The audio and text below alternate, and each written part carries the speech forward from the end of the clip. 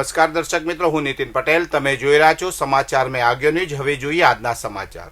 મહેસાણા જિલ્લાના રોજગાર વાંછુ યુવાનોને ખાનગી ક્ષેત્રમાં રોજગારીની તકો પૂરી પાડવા માટે વિસનગરમાં મેગા રોજગાર ભરતી મેળાનું આયોજન કરવામાં આવ્યું છે. આ મેળો 19 ડિસેમ્બર 2025ના રોજ સવારે 9:30 કલાકે સાકરચંદ પટેલ યુનિવર્સિટી કેમ્પસ વિસનગર ખાતે યોજાશે.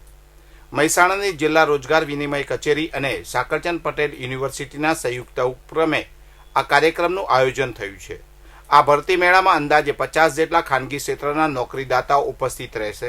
તેઓ વિવિધ હોદ્દાઓ માટે યોગ્ય ઉમેદવારની પસંદગી કરશે, જેનાથી નોકરી શોધી રહેલા યુવાનોને રોજગારીની સુવર્ણ તક મળશે.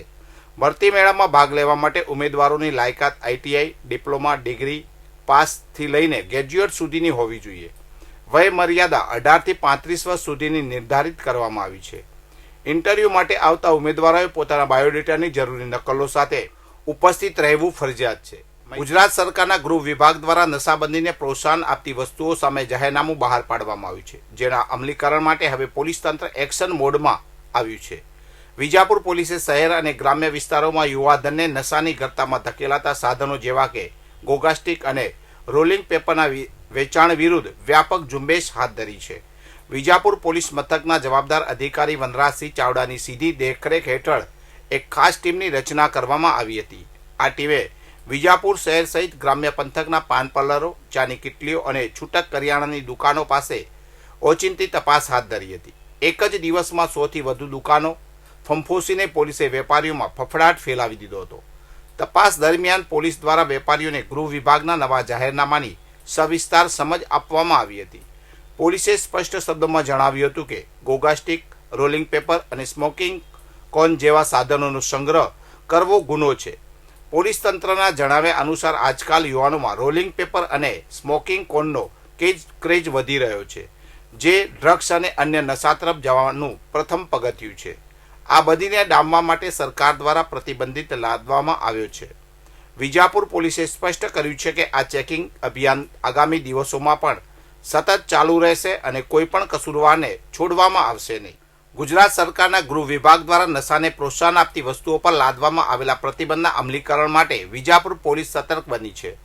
વિજાપુર શહેરમાં સરદાર પટેલ સ્ટેચ્યુ નજીક આવેલી એક દુકાન પર પોલીસે દરોડો પાડી પ્રતિબંધિત રોલિંગ પેપર અને સ્મોકિંગ કોનના જથ્થા સાથે એક શખ્સની ધરપકડ કરી છે. વિજાપુર પોલીસને ખાનગી બાતમી મળી હતી કે શહેરના વ્યસ્ત એવા સરદાર પટેલ સ્ટેચ્યુ વિસ્તારમાં આવેલી ફાઉન્ટન હોટલની નીચે ખેતલા બાપાની સ્ટ્રી સ્ટોલ નામની દુકાનમાં પ્રતિબંધિત વસ્તુઓનું વેચાણ થઈ રહ્યું છે. આ બાતમીને આધારે પોલીસે વ્યૂહાત્મક રીતે દરોડો પાડ્યો હતો. તપાસ દરમિયાન દુકાનમાંથી રોલિંગ પેપર, સ્મોકિંગ કોન અને પરફેક્ટ રોલના 2 બોક્સ મળી આવ્યા હતા, જેની અંદાજિત કિંમત રૂપિયા 1410 થાય છે. પોલીસે આ તમામ મુદ્દામાલ જપ્ત કર્યો છે. પોલીસે સ્થળ પરથી દુકાન ચલાવતા વિક્રમસિંહ કાનજી રેવાજી વિહોલ રહેવાસી ખાસા દરબારવાસ વિજાપુરની અટકાયત કરી હતી. 71 વર્ષીય આરોપી વિરુદ્ધ વિજાપુર પોલીસ સ્ટેશનમાં ભારતીય ન્યાય સંહિતા 2023ની કલમ 223 મુજબ ગુનો નોંધી કાયદેસરની કાર્યવાહી હાથ ધરવામાં આવી છે. બહુચરાજી તાલુકામાં ઓગસ્ટ મહિનામાં થયેલા અતિભારે વરસાદને કારણે ખેડૂતોના પાકને વ્યાપક નુકસાન થયું હતું. સરકારે કૃષિ રાહત પેકેજ જાહેર કરીને સહાય આપવાની પ્રક્રિયા શરૂ કરી હતી, પરંતુ તાલુકાના અનેક ગામના ખેડૂતોને વાસ્તવિક નુકસાન મુજબ પૂરતું વળતર ન મળતા ભારે અસંતોષ પ્રવર્તી રહ્યો છે. સરકાર દ્વારા ઓનલાઈન પોર્ટલ મારફતે અરજીઓ મંગાવવામાં આવી હતી, જેમાં ખેડૂતોએ વરસાદની તારીખ, વિસ્તાર અને પાક નુકસાનની વિગતો સહિતના દસ્તાવેજો રજૂ કર્યા હતા. ગ્રામ પંચાયત સ્તરે અરજીઓની ચકાસણી બાદ તેને આગળ મોકલવામાં આવી હતી. જોકે જિલ્લા સ્તરે તપાસ દરમિયાન મોટા પાયે અરજીનો ઘટાડો કરીને ખેડૂતોને ઓછું વળતર મંજૂર કરવામાં આવ્યું હોવાના આક્ષેપો ઉઠી રહ્યા છે. આ મામલે આમ આદમી પાર્ટી દ્વારા મામલતદાર કચેરીમાં આવેદનપત્ર આપવામાં આવ્યું છે. પાર્ટીએ તાત્કાલિક તપાસ કરીને જવાબદાર અધિકારીઓ સામે કાર્યવાહી કરવાની માંગ કરી છે. સાથે જ ખેડૂતોને થયેલા વાસ્તવિક નુકસાન મુજબ યોગ્ય અને ન્યાયસંગત વળતર ચૂકવવામાં આવે તેવી રજૂઆત પણ કરવામાં આવી છે.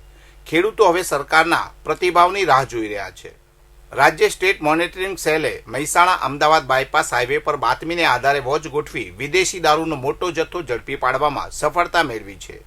ઉપાસના સર્કલ પાસે એક શંકાસ્પદ ટ્રકને રોકી તપાસ કરતા તેમાંથી લાખોની કિંમતની દારૂની બોટલો મળી આવી હતી. પોલીસે કુલ 1.9 કરોડથી વધુનો મુદ્દામાલ જપ્ત કરી એક શખ્સની ધરપકડ કરી છે. બુટલેગરોએ પોલીસની આંખમાં ધૂળ નાખવા માટે નવો કિમિયો અપનાવ્યો હતો. ટ્રકમાં વિદેશી દારૂ છુપાવવા માટે તેના પર ગ્રેનાઇટ પાવડરની 200 બેગ ભરી દેવામાં આવી હતી. જોકે સ્ટેટ મોનિટરિંગ સેલની સચોટ તપાસમાં ગ્રેનાઇટની આડમાં છુપાયેલી વિદેશી દારૂની કુલ 25,747 બોટલો મળી આવી હતી, જેની અંદાજે કિંમત 94,60,400 જેટલી થાય છે. સ્ટેટ મોનિટરિંગ સેલે દારૂના જથ્થા ઉપરાંત ટ્રક અને મોબાઈલ ફોન સહિત કુલ 1,09,87,536 ની કિંમતનો મુદ્દામાલ કબજે કર્યો છે. પોલીસે સ્થળ પરથી ટ્રક ડ્રાઈવર ભજનલાલ બિન્સોએ રહેવાસી બાડમેર રાજસ્થાનની ધરપકડ કરી કાયદેસરની કાર્યવાહી હાથ ધરી છે. આ કેસમાં પ્રાથમિક તપાસ બાદ પોલીસે અન્ય 4 શખ્સોને વોન્ટેડ જાહેર કર્યા છે, જેમાં દારૂ સપ્લાયર હિતેશ સુથાર, ટ્રક માલિક, સ્વિફ્ટ કાર દ્વારા પાયલોટિંગ કરનાર શખ્સ, દારૂ મંગાવનાર સ્થાનિક બુટલેગર. આ સમગ્ર મામલે મહેસાણા તાલુકા પોલીસ મથકે પ્રોહિબિશન એક્ટ હેઠળ ગુનો દાખલ કરવામાં આવ્યો છે અને આગળની તપાસ તેજ કરવામાં આવી છે. વધુ સમાચાર માટે જોતા રહો સમાચાર મેં આગે ન્યૂઝ. નમસ્કાર.